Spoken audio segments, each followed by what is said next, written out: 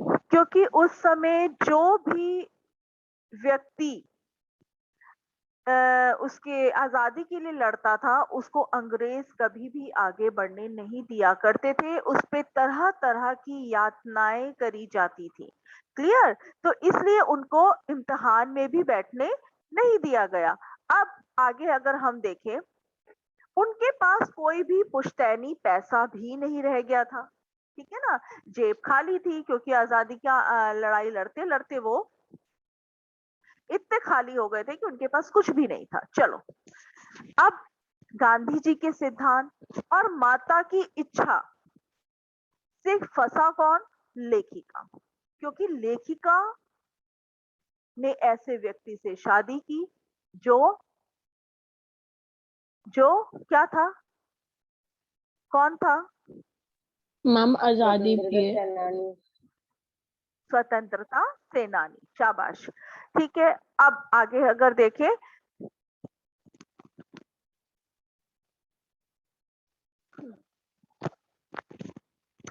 वे कुछ ऐसी नाजुक थी कि भारी साड़ी यानी खादी की भारी साड़ी पहनने में असमर्थ थी। क्योंकि उनकी शादी ऐसे व्यक्ति से हुई थी, तो उन्हें अंग्रेजी कपड़े तो वैसे ही नहीं पहनने थे, तो उनको पहननी थी खादी के कपड़े। और खादी के कपड़े पहनने के लिए, साड़ी को पहनने के लिए उन्हें रात को प्रैक्टिस करनी पड़ती थी। रात को प्रैक्टिस करनी पड़ती थी कि दिन में कहीं उनको शर्मिंदगी ना महसूस हो और लोगों के सामने। ठीक है बेटा? अच्छा चलो। और जो दादी थी, लेखिका की दादी थी, वो ये कहती थी कि हमारी बहू तो ऐसी है कि धोई, पोछी और छीके पर टांग दी। यानी कि वो इतनी नाजुक है, जैसे कुछ लोग होते हैं कि छुओ तो मैले हो जाए, इस तरीके की वो नाजुक थी। मगर गनीमत ये थी कि कोई भी उन्हें छीके पर टांगने की कोशिश नहीं करता था, पेशकश नहीं करता था। कोई उनको सुधारने की, उनको स्ट्रांग बनाने की कोशिश नहीं करता था। इनफैक्ट उनके घर में कोई भी उनके खिलाफ आवाज नहीं उठाता था। वो क्यों नहीं उठाता था? इसकी दो वजह थी। दो कौन सी वजह थी? जो पहली वजह थी वो यह थी कि हिंदुस्तान के तमाम बाशिंदों की तरह उनके ससुराल वाले भी साहबों से खासे अभिभूत थे, और मेरे नाना पक्के साहब माने जाते थे। वो ये इस वजह थी क्योंकि उसके जो नाना थे, लेखिका के नाना थे, वो विलायत से पढ़कर आए थे। Why the cameras are off? Khushi Yadav, why is it so? Ishan Nautiyal, Snehal Ghumar, Vaishnavi, everybody's cameras are off. What do you think? I'm not watching from here. I'm not watching from here.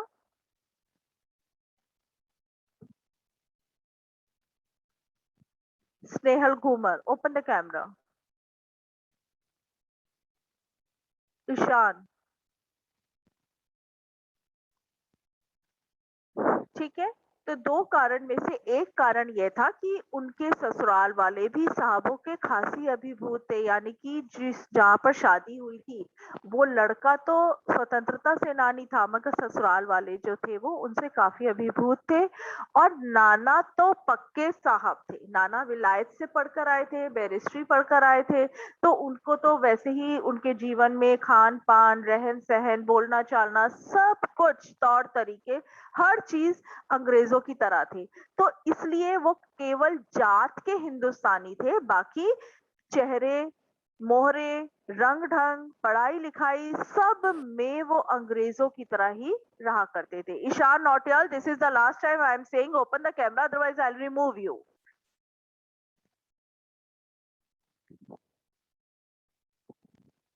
I will remove you out बेटा। ठीक है।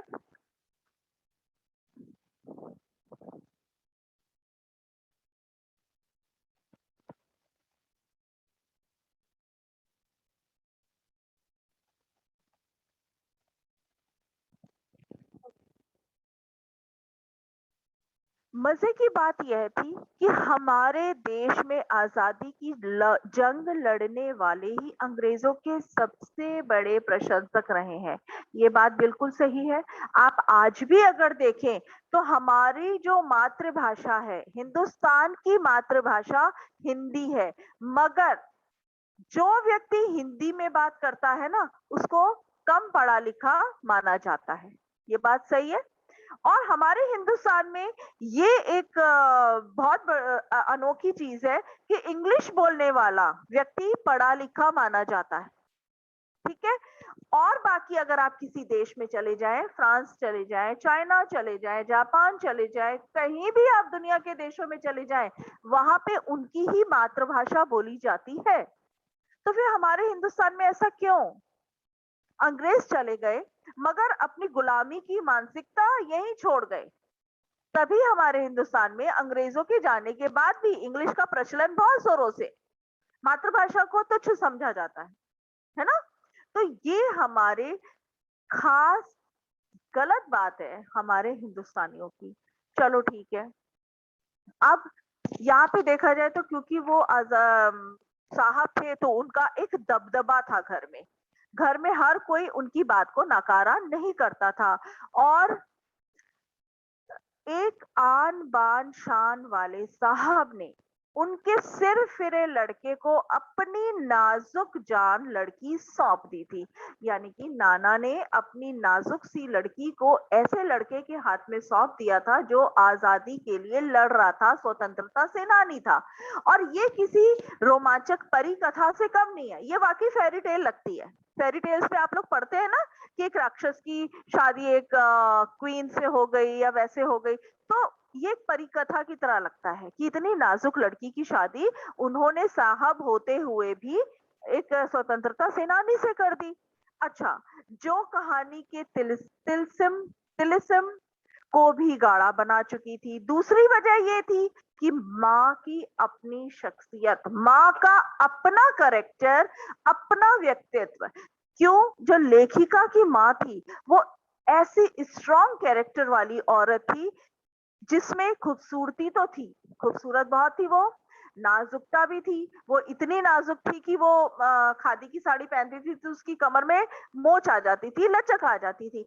लेकिन वो गैर दुनियादारी थी, गैर मतलब दुनियादारी नहीं निभाना जानती थी वो। इसकी वजह भी आपको अभी मैं बताऊंगी। वो गैर दुनियादारी के साथ साथ ईमानदारी और निष्पक्षता कुछ इस तरह उसके अंदर घुली मिली थी कि वो परी जात से कम जादुई मालूम नहीं पड़ती थी। बेटा वो ऐसी लेडी थी, बीमार बहुत रहती थी, शुरू से बीमार बहुत रहती थी। अब यहाँ पे कुछ बच्चों को थोड़ा कंफ्यूजन होगा, आई नो, कि ये बात दो महिलाओं की हुई है, नानी की और माँ की। तो नानी की बात मैं तुम्हें बता दूं, नानी जो थी माँ की शादी से पहले उनकी मृत्यु हो गई थी। वो आजादी पसंद प्रिय औरत थी, मगर अपनी आजादी के लिए उन्होंने कोई कदम नहीं उठाया। वो अपने पति तक को अपनी इच्छा नहीं व्यक्त करती थी। क्लियर है? अब यहां से जो बात शुरू होती है ये उनकी लेखिका की माँ की बात है। Ishaan Nautiyal, again you have close your camera. Clear हो गया? तो अब उनकी जो माँ थी वो गैर दुनियादारी के साथ साथ ईमानदारी और निष्पक्षता कुछ इस तरह उनमें घुली मिली थी कि वो परिजात से कम जादुई मालूम नहीं होती थी। उन उनसे ठोस काम करवाने की कोई सोच भी नहीं सकता था घर में, क्योंकि वो बहुत नाजुक थी और वो काम कर ही नहीं सकती थी। क्यों नहीं कर सकती थी? क्योंकि वो हमेशा बीमार रहती थी, वो चारपाई पर ही पड़ी रहती थी। तो वो कोई काम ऐसा करती नहीं थी और ना कोई उनको कहता था काम करने के लिए। हर ठोस और हवाई काम के लिए उनकी जबानी राय जरूर मांगी जाती थी और पत्थर की लकीर की तरह निभाई भी जाती थी। बेटा जो लेखिका की माँ थी ना, वो कमजोर तो थी, नाजुक भी थी, वो पलंग से उठ नहीं पाती थी, वो बीमार रहती थी, लेकिन वो एक ऐसी औरत थी, ऐसी ईमानदार औरत थी जो कभी किसी को बटरिंग नहीं करती थी, किसी की अच्छी बुरी बात को, अच्छी बात को, मतलब बुरी बात को अच्छा बनाकर नहीं बोलती थी। जो सच है वही बात करा करती थी। इंसान को होना तो ऐसे ही चाहिए ना बेटा, कि अगर आप अंदर से जैसे हैं वही आपको दिखाना चाहिए। आपको बनावटी या दिखावटी जीवन नहीं जीना चाहिए। और गलत बात तो कतई बर्दाश्त नहीं करनी चाहिए। जो सच्चाई है वो सच्चाई है, सच्चाई बोलो भी और सच्चाई सुनो भी। क्लियर हो गया? Why the cameras are off? Why cameras are off? हाँ जी, why is it so?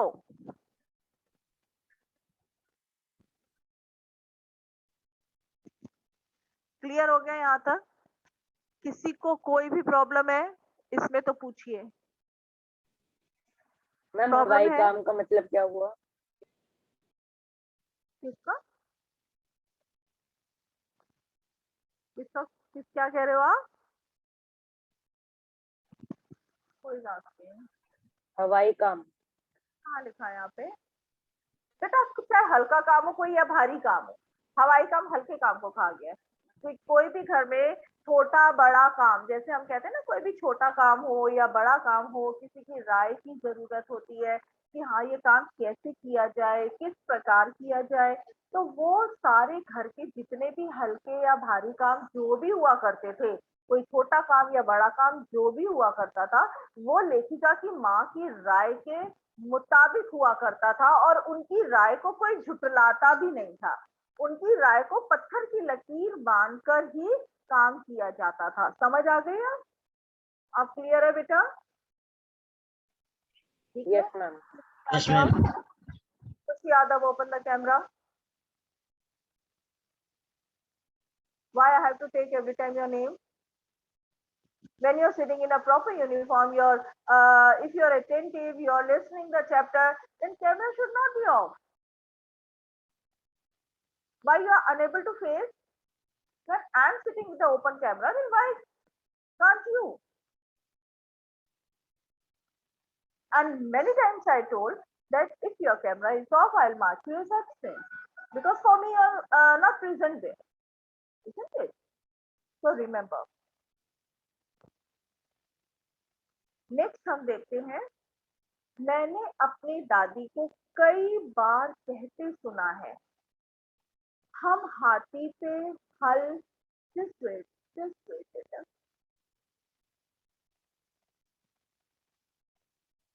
पे बैल है।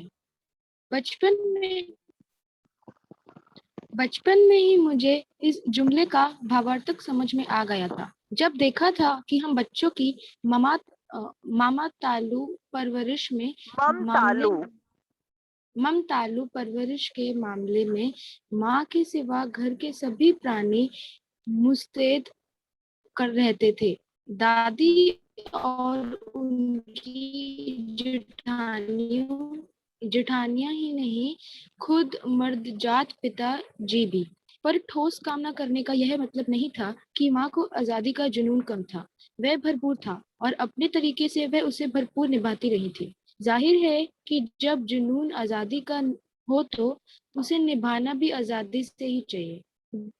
जिस से पूछकर उसके तरीके से नहीं, खुद अपने तरीके से। हमने अपनी माँ को कभी भारतीय माँ जैसे नहीं पाया। ना उन्होंने कभी हमें लाड किया, ना हमारे लिए खाना पकाया और ना अच्छी पत्नी बहू होने की सीख दी। कुछ अपनी बीमारी के चलते भी वे घर बार नहीं संभाल पाती थी, पर उसमें ज्यादा हाथ उनकी रुचि का था। उनका ज्यादा वक्त अरुचि का था। उनका ज्यादा वक्त किताबों पढ़ने में बीतता था, बाकी वक्त साहित्य चर्चा में या संगीत सुनने में, और वह ये सब बिस्तर पर लेटे लेटे किया करती थी। फिर भी जैसा मैंने पहले कहा था, हमारे परपंगात दादा दादी या उनकी परंपरागत, the word is परंपरागत दादा दादी या उनकी ससुराल के अन्य सदस्यों उन्हें ना नाम धरते थे, ना उनसे आम औरतों की तरह उन्हें ही अपेक्षा रखते थे। उनमें सबकी इतनी श्रद्धा क्यों थी, जबकि वह पत्नी, माँ और बहू के किसी पराचरित कर्तव्य का पालन नहीं करती थी। सहाबी खानदान के रोब के अलावा मेरी समझ में 2 कारण आए हैं। पहला, वे कभी झूठ नहीं बोलती थी, और दूसरा, वे कहीं के गोपनीय बात को दूसरों पर जाहिर नहीं होने देती थी। Thank you. ओके, अब यहाँ पे देखो बेटा, जो लेखिका की माँ थी वो कोई काम नहीं करती थी, क्योंकि पहली बात तो यह है कि वो बीमार रहती थी, है ना, और वो चरपाई से उठ नहीं पाती थी, और दूसरा ये है कि उन्हें दुनियादारी का काम कोई आता ही नहीं था, मगर फिर भी घर के लोग उन्हें कुछ नहीं कहते थे। उसने बचपन में लेखिका ने देखा था कि माँ के अलावा बाकी घर के सभी सदस्य उनकी देख रेख करते थे, बच्चों की देख रेख करते थे, यहाँ तक कि दादी की जेठानियां जो थी वो भी इन बच्चों की देखभाल करती थी, लेखिका और उसकी बहनों की।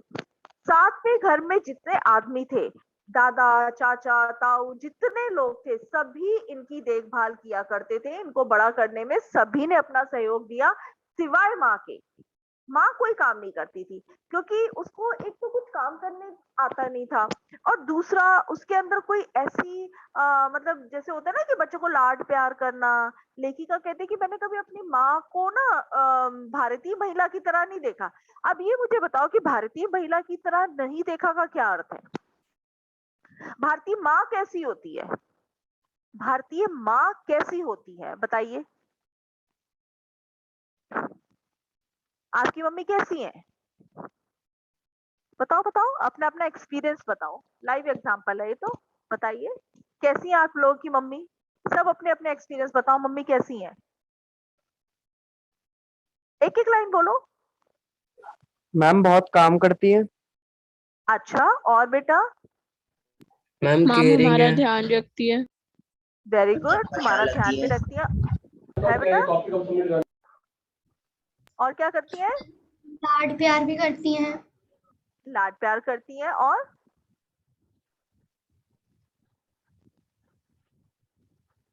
मुझे लगता है खाना वाना भी तुम्हारे लिए मम्मी बनाती होंगी, जो तुम अपनी इच्छा जाहिर करते होगे उसको पूरा भी करती होंगी मम्मी, करती होंगी ना, क्योंकि सभी की मम्मी ऐसी होती है, करती है ना।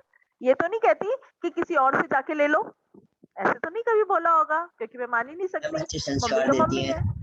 अच्छे संस्कार देती है, वेरी गुड। तुम्हारी हर चीज का ध्यान रखती है, तुम्हारे कपड़े गंदे हो गए तो तुम्हारे कपड़ों को भी धोती हैं, तुम्हें भूख लगती है तो तुम्हें खाना भी देती हैं, तुम्हें लाड प्यार भी करती है। हाँ, डांटती जरूर होंगी, आई नो, क्योंकि हर मम्मी डांटती है, वो तो मैं भी डांटती हूँ अपने बच्चों को, क्यों बगैर डांटे तो बच्चे सुनते ही नहीं है ना। तो डांटती भी है, लेकिन प्यार भी उतना करती है। अगर तुम दुखी होते हो तो तुमसे ज्यादा तुम्हारी मम्मी दुखी होती है ना, यही होता है ना। तो ये है एक भारतीय माँ की पहचान। क्योंकि हमेशा हमने देखा है बेटा कि अगर आप विदेशों में चले जाएं, वहां पे अगर आप देखें कि उनकी मम्मी कैसी होती हैं, बचपन में बच्चों को पालती हैं, बहुत अच्छे से रखती हैं, लेकिन जैसे ही बच्चा थोड़ा बड़ा होता है ना, 9-10 साल का हो गया, 11 साल का हो गया, नमन हंसी क्यों आ रही है? मुझे भी बता दे, मैं भी हंस लूंगी। नमन वशिष्ठ, मुझे भी बता दे बेटा। ऐसी आ रही है, अच्छा, कोई बात नहीं। तो वहां पे क्या करती है माँ, क्या बोल करती है, बच्चों को छोड़ देती हैं कि वो अब सेल्फ डिपेंडेंट बने, अपना काम खुद करें, अपना खाना खुद बनाना जाने, अपने कपड़े खुद धोना उनको आता हो। लेकिन हमारे भारत में ऐसा नहीं होता। हमारे भारत में जो मम्मियां होती है ना, वो बच्चे बड़े भी हो जाते हैं ना, तब भी उनके कपड़े धोती हैं, उनके लिए खाना बनाती हैं, उनकी देखभाल करती हैं। तो हमारे भारतीय माँ अलग होती है। तो वही लेखिका ने बोला है कि मैंने अपनी माँ को कभी भारतीय माँ की तरह देखा ही नहीं, क्योंकि उन्होंने कभी इन बच्चों को लाड प्यार नहीं किया ज्यादा, कभी उन्होंने इनके लिए खाना नहीं बनाया ज्यादा, या कभी उन्होंने उनके लिए कोई ऐसा काम नहीं किया जो एक माँ करती है, बल्कि घर के और लोग उनके लिए काम किया करते थे। चलो ठीक है, हो गया। अच्छा, ये क्यों ऐसा था? ऐसा क्यों था? और ना ही कभी उसकी माँ ने कभी उसको ये सीख दी कि एक बेटी को कैसा होना चाहिए, दुनियादारी कैसे निभाना चाहिए बच्चे को, या एक पत्नी की तरह कैसे रहना चाहिए, एक बहू की तरह कैसे रहना चाहिए, एक बेटी की तरह कैसे रहना चाहिए, एक बेटे की तरह कैसे रहना चाहिए। कोई बात उन्होंने अपने बच्चों को नहीं बताई थी। वे घर बार नहीं संभाल पाती थी, पर उनमें ज्यादा हाथ उनकी अरुचि का था। अरुचि इन द सेंस, उनमें कोई इन बातों से कोई लेना देना नहीं था, उनमें रुचि नहीं थी, इंटरेस्ट ही नहीं था। इंटरेस्ट ही नहीं था कि मैं बच्चों की देखभाल करूं या घर को संभालूं। ठीक है, उनका ज्यादा वक्त किताबें पढ़ने में तो बीतता था, बाकी वक्त जो था, जो बचा हुआ वक्त होता था, वो साहित्य चर्चा में लगाती थी या संगीत सुनने में लगाती थी। और ये सारा काम वो केवल बिस्तर पर लेटे लेटे करती थी। वो उठ फिर नहीं पाती थी, चल फिर नहीं पाती थी, वो लेटे लेटे ये सारे काम किया करती थी। ठीक है, और हमारे यानी कि लेखिका के परंपरागत दादा दादी या उनके ससुराल के अन्य सदस्य उनका नाम कभी खराब नहीं करते थे, कभी ये नहीं बोलते थे कि ये कोई घर का काम नहीं करती है, कभी भी नहीं कहते थे। वो क्यों नहीं कहते थे, ये बहुत बाद में जाके उनको, लेखिका को ये समझ में आया कि वो क्यों नहीं कहते थे। क्योंकि वो एक साहबी खानदान के रौब से आई थी। उनके जो पिताजी थे वो विलायत से पढ़कर आए थे और उनके अंदर एक विदेशी रौब था, साहबों वाला रौब था। तो हो सकता है शायद इसलिए भी ना कहती हूँ।